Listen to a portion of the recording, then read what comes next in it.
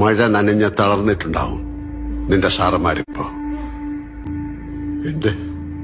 എന്റെ മോനെവിടെ? അവനൊന്നും പറ്റിയിട്ടില്ലെന്ന് എന്നോട് പറ.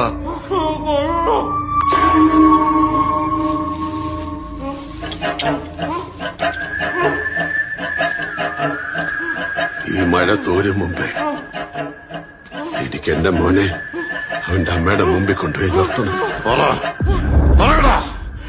എന്റെ മോനെവിടെടാ? ഞാൻ പറയുന്നത് കൂടെ അവനെ എന്താടാ ചെയ്തത്? എടാ ഞാൻ പറയുന്ന ഒന്ന് കേൾക്കും. നിന്റെ മോൻ സേഫാണ്. ഞാനിപ്പോ നിന്റെ വീട്ടിൽ പോയിരുന്നു. ഭാര്യനെ മോളെ എല്ലാം ഞാൻ കണ്ടു.